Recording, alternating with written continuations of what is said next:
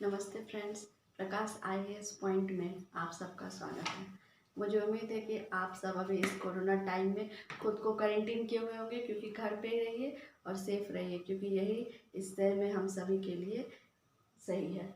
आइए हम आप लोग को बताए थे कि मेरा नेक्स्ट वीडियो जो है वो हमारा यूनिवर्स एंड सोलर सिस्टम पे आएगा। हम इसे, अगर आप लोगों ने, जो भी न्यू व्यूअर्स अगर इस वीडियो को देख रहे हैं तो वो मेरे पीछे वाले वीडियो को देख सकते हैं। उसमें बुक लिस्ट भी आपको मिल जाएगा और ज्योग्राफी का एक सिलेबस भी आपको मिल जाएगा। इसलिए अब एक यहाँ पे हम नए चीज़ का शुरुआत करने जा रहे हैं। जो हम बताए थे कि हम भूगोल के मूलभूत सिद्धांत के पहले टॉपिक से शुरुआत करेंगे, जिसमें हमारा ब्रह्मांड और हमारा सौरमंडल आता है। हम सबसे पहले अभी ब्रह्मांड के बारे में थोड़ा सा जिक्र करेंगे, क्योंकि जब हम ब्रह्मांड के बारे में जानेंगे तभी हम आगे वहाँ से अपने सौरमंडल तक पहुँचेंगे, क्योंकि हम देखेंगे कि हमारे ब्रह्मांड का विस्तार कैसे हुआ है। तो हम ये आप देख रहे हैं कि हम यहाँ पे आप लोगों के लिए एक डायग्राम सही बना के रखे हैं, जिसका आप लोगों को अभी, जिसके बारे में भी हम जानकारी देंगे। लेकिन उससे पहले देखिए, ये आप लोग जानते हैं कि आज ब्रह्मांड, हम जानते हैं कि आज लगातार हमारे ब्रह्मांड का क्या हो रहा है, विस्तार हो रहा है। और ब्रह्मांड के विषय में जो सबसे सटीक सिद्धांत है, जो सबसे सही थ्योरी अभी आधुनिक समय में जो हम जिसे मान रहे हैं, वो बिग बैंग थ्योरी है, महाविस्फोट सिद्धांत। इसी सिद्धांत को अभी सबसे ज़्यादा सर्वमान्य है ये, क्योंकि अभी जो प्रेजेंट में वैज्ञानिक को जो भी डाटा मिल रहा है टेलीस्कोप के माध्यम से, तो वो डाटा सिर्फ और सिर्फ इसी बिग बैंग थ्योरी में ही फिट हो रहा है। ये हो सकता है कि ये थ्योरी नहीं हो, कुछ और ही थ्योरी हो, लेकिन जो हमें डाटा अभी वैज्ञानिक को उपलब्ध हो रहा है वो इस थ्योरी में सबसे ज़्यादा सेट करता है, बिग बैंग थ्योरी में। इसीलिए अभी सर्वमान्य सिद्धांत यही सिद्धांत है, बिग बैंग थ्योरी, जिसको कि हम महाविस्फोटक सिद्धांत कहते हैं। देखिए इस तरफ हम देखें, लिखे हुए महाविस्फोटक सिद्धांत, अस्थिर अवस्था सिद्धांत, अनंत स्फीतीकरण सिद्धांत, ब्रह्मांड दोलन सिद्धांत। ब्रह्मांड दोलन ब्रेन का सिद्धांत है। फिर अनोखे सिद्धांत में तीन सिद्धांत है, होलोग्राम, सृष्टि रचना सिद्धांत और अनुकरण सिद्धांत। ये सब के बारे में हम आपको नेक्स्ट वीडियो में, छोटा सा, इसमें ज़्यादा आपको नहीं जाना है, क्योंकि ये सब उतना डीपली नहीं पढ़ना होता हमें, बस थोड़ा सा हम इस सब के बारे में आपको अपने नेक्स्ट वीडियो में बताएंगे। इस वीडियो में हम सिर्फ महाविस्फोट सिद्धांत के बारे में बात करेंगे, क्योंकि यही सिद्धांत हमारे लिए सबसे इम्पॉर्टेंट है, बिग बैंग थ्योरी। देखिए हम जानते हैं कि हमारा ब्रह्मांड जो है वो लगातार ही क्या कर रहा है, विस्तार हो रहा है, लगातार फैल रहा है ब्रह्मांड। ये साइंटिस्ट इसकी परिकल्पना भी नहीं कर पा रहे हैं कि ये कितना ज़्यादा ये फैल रहा है। तो अगर हम आज जो समय है, अगर आज के समय से अगर हम पीछे जाते हैं, अभी हम समय में जाएंगे, कि समय में अगर हम पीछे जाते हैं तो हम देखेंगे कि हमारे ब्रह्मांड का फैलाव कैसे हुआ है। अब आज अगर हमारा ब्रह्मांड इतना फैल रहा है तो ये निश्चित है कि किसी समय में या ये सभी पदार्थ एक ही जगह पे घनीभूत रहा होगा, और एक ही पॉइंट पे, एक ही बिंदु पे सारा फोर्स वर्क कर रहा होगा, या गुरुत्वाकर्षण बल हो, या इलेक्ट्रोमैग्नेटिक फोर्स हो, या न्यूक्लियर फोर्स हो, ये सारा फोर्स एक ही जगह पे घनीभूत हुआ होगा। तो आज ये विस्तार हुआ है ना, लेकिन उससे पहले ये सभी, जो बिग बैंग थ्योरी हमें बताता है कि ये सभी एक ही पॉइंट पे, एक ही बिंदु पे था, एक ही बिंदु पे ये घनत्व था, एक ही बिंदु पे ये था विराजमान। तो वह बिंदु क्या कहलाता है, वह बिंदु सिंगुलैरिटी कहलाता है। उसी बिंदु को हम हिंदी में विलक्षणता कहते हैं। उसी बिंदु में जब विस्फोट हुआ तब हमारे ब्रह्मांड का फैलाव हुआ है। तो वह बिंदु, वह पॉइंट जहाँ पे सारा पदार्थ घनीभूत था, एक जगह पर था, वह पॉइंट सिंगुलैरिटी कहलाता है, जिसे हम विलक्षणता कहते हैं हिंदी में। वहीं से हमारे ब्रह्मांड का विस्तार हुआ है। अब देखिए, और ये भी एक मेजरमेंट है कि जो सिंगुलैरिटी पॉइंट है, जो विलक्षणता का जो बिंदु है, ये कितने समय तक रहा, इसका भी मेजरमेंट किया जा चुका है। ये मेजरमेंट एक प्लैंक काल तक रहा। ये जो सिंगुलैरिटी बिंदु, जो विलक्षणता है, ये एक प्लैंक काल तक टिका रहा। अब एक प्लैंक काल क्या है, तो प्लैंक एपोक जो है, ये हमारे साइंटिस्ट का नाम है, प्लैंक एपोक। और उन्हीं के द्वारा ये मेजरमेंट निकाला गया, इसलिए उन्हीं के नाम पर हम एक प्लैंक काल कहते हैं। एक प्लैंक काल तक टिका रहा। एक प्लैंक काल का मतलब है 0 से लेकर के 10⁻⁻43 सेकेंड।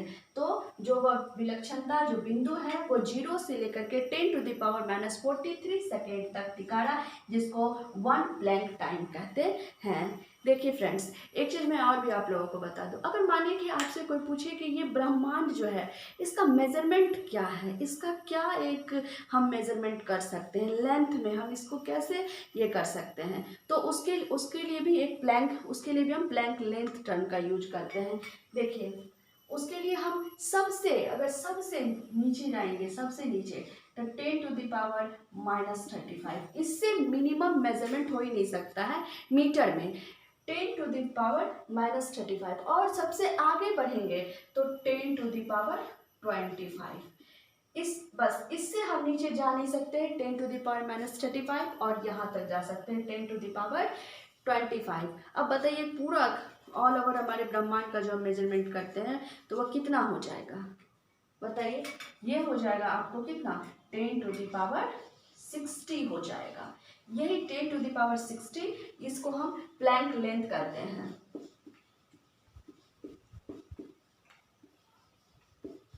ये हमारा प्लैंक लेंथ कहलाता है।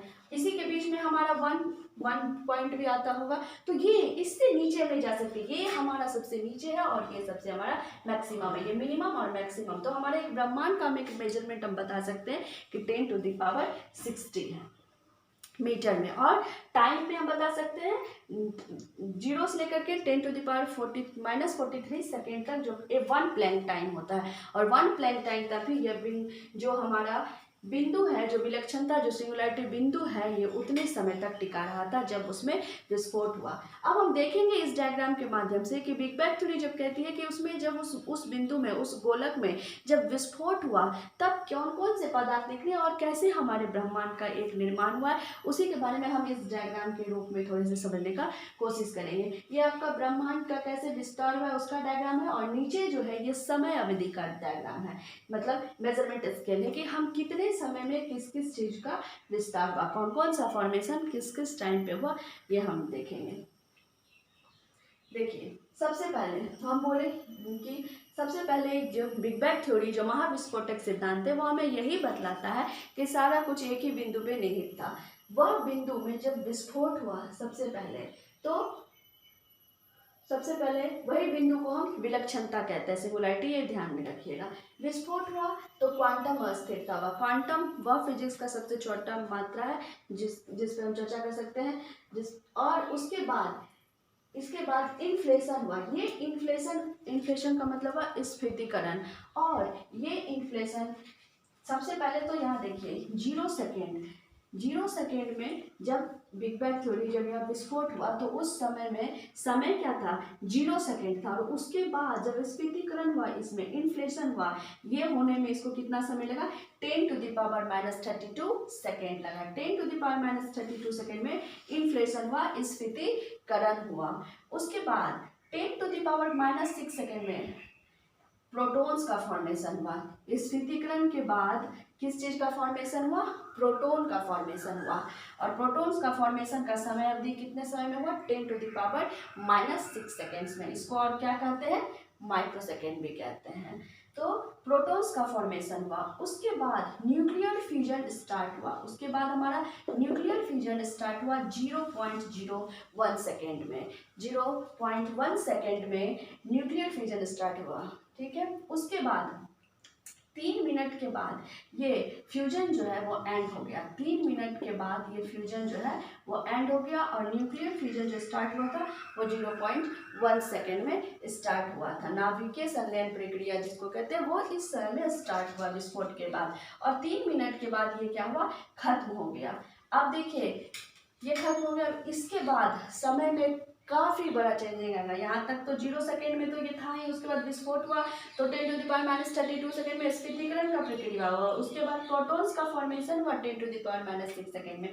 उसके बाद 3 मिनट, उसके बाद आपको न्यूक्लियर फ्यूजन स्टार्ट हुआ 0.1 सेकेंड में। उसके बाद 3 मिनट में जाकर के ये खत्म हुआ। अब समय में कितना बड़ा चेंजिंग आ जाएगा, 3.8 लाख ईयर्स में कॉस्मिक माइक्रोवेव बैकग्राउंड रेडिएशन का फॉर्मेशन हुआ। इसका फॉर्मेशन 3.8 लाख ईयर्स में हुआ और यही वो प्रक्रिया है कॉस्मिक माइक्रोवेव बैकग्राउंड रेडिएशन।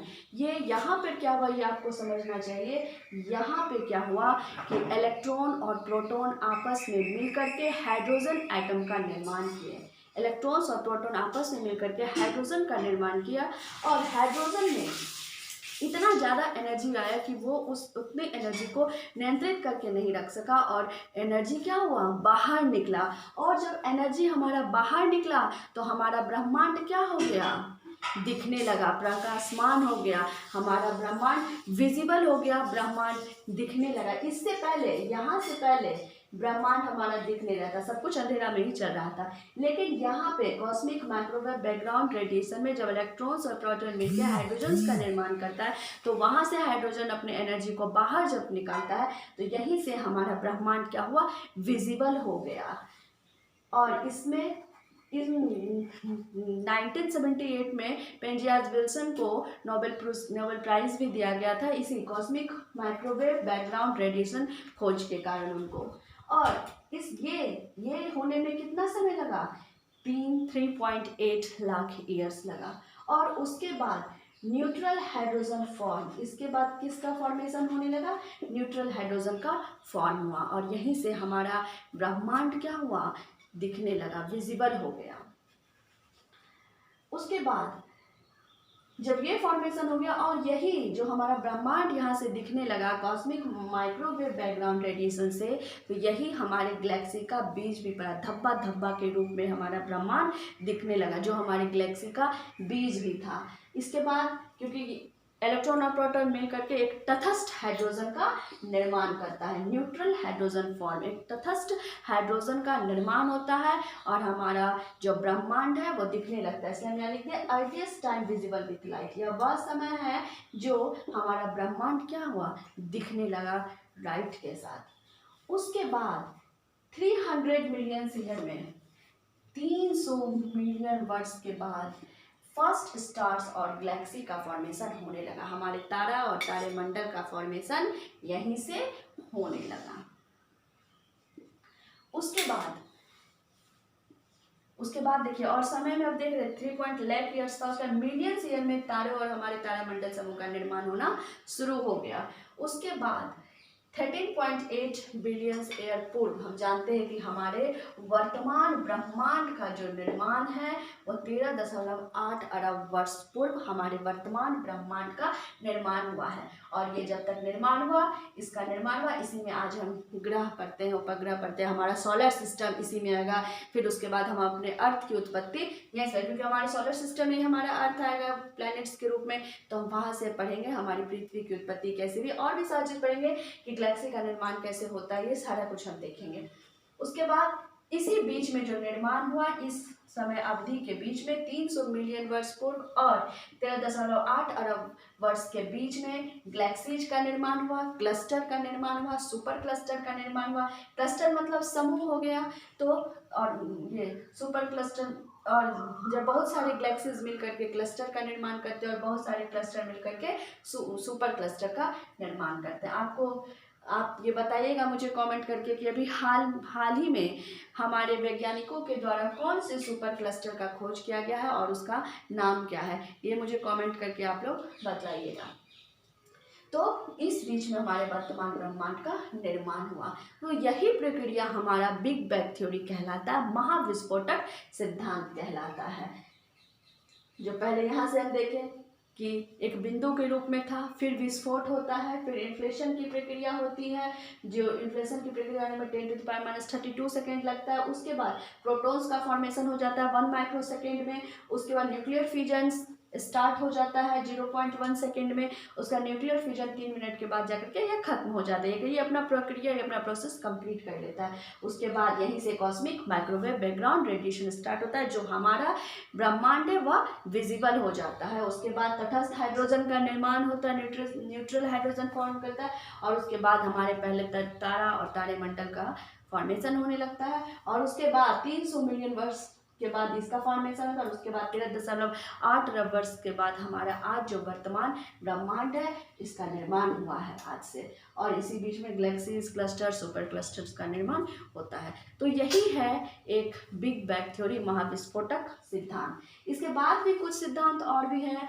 जैसे हम बता ही दिए, अस्थिर अवस्था सिद्धांत, अनंत स्फीतीकरण सिद्धांत, ऐसे बहुत और भी ये सब सिद्धांत है जिसके बारे में मैं नेक्स्ट वीडियो में आप लोगों को बताऊंगी। मुझे उम्मीद है कि आप लोगों को ये वीडियो बहुत पसंद आया होगा। और अगर आप लोग एनसीईआरटी बुक निकाल करके क्लास 11th की जो भूगोल के मूलभूत सिद्धांत की जो किताब है आप उसे निकाल के पढ़ेंगे तो अब आपको आसानी से बात समझ में आ जाएगी। जब आप उसमें देखेंगे ब्रह्मांड की उत्पत्ति तो इन्हीं सारी बातों के बारे में आप देखेंगे। और यहाँ जितना मैं बताई हूँ अब आप उसको पढ़ेंगे तो उस बिंदु को अच्छे तरीके से समझ जाएंगे, उसमें समझने में आपको कोई भी दिक्कत नहीं होगी। फिर भी अगर आपको कहीं भी समस्या होगी समझने में तो आप प्लीज़ मुझे कमेंट करके बता सकते हैं। और अगर अभी तक आपने मेरे चैनल को सब्सक्राइब नहीं किया तो प्लीज़ आप लोग से रिक्वेस्ट है कि चैनल को सब्सक्राइब कीजिए और बेल आइकन भी दबा दीजिएगा। साथ ही साथ में जब सब्सक्राइब कीजिएगा ही तो बेल आइकन भी दबा दीजिएगा, ठीक है। तो अब हम लोग जो टॉपिक रह गया है आगे हम इस सारे को देखेंगे, सिद्धांत को देखेंगे और उसके बाद हम देखेंगे पृथ्वी की उत्पत्ति कैसे हुई है। ये सारे टॉपिक पे धीरे धीरे हम जाएंगे। इसलिए अगर मेरा वीडियो आप लोग को पसंद आ रहा है तो लाइक कीजिए, शेयर कीजिए और कमेंट करना भी मत भूलिएगा। और जो मैं सवाल पूछी हूँ उसका भी जवाब मुझे दीजिएगा। और उम्मीद है कि आप सब स्वस्थ होंगे और खुद को घर में रहिए और सुरक्षित रहिए, अपने और अपने पर्यावरण का ख्याल रखिए। धन्यवाद। और फ्रेंड्स एक चीज़ तो बताना मैं भूल ही गई कि 21 जून रविवार को सूर्य ग्रहण लग रहा है जो सुबह 10:03 से लेकर के दोपहर के 2:19 तक ये सूर्य ग्रहण है। तो मैं चाहती हूँ कि आप सब घर में रहें क्योंकि जानते ही हैं कि उस समय अल्ट्रावायलेट रेस बहुत हार्मफुल निकलता है। इसलिए खुद को घर में रखें, प्रोटेक्ट करें खुद को। और अगर देखना भी है आपको सूर्य ग्रहण तो आप एक्सरे वगैरह इन सारी चीज़ों से देख सकते हैं। नेकेड आई से आप सूर्य ग्रहण को नहीं देखेंगे। तो सुबह कल 10:03 से लेकर के दोपहर 2:19 तक सूर्य ग्रहण का समय है। अब ठीक है, अपने और अपने पर्यावरण का ख्याल रखें। धन्यवाद।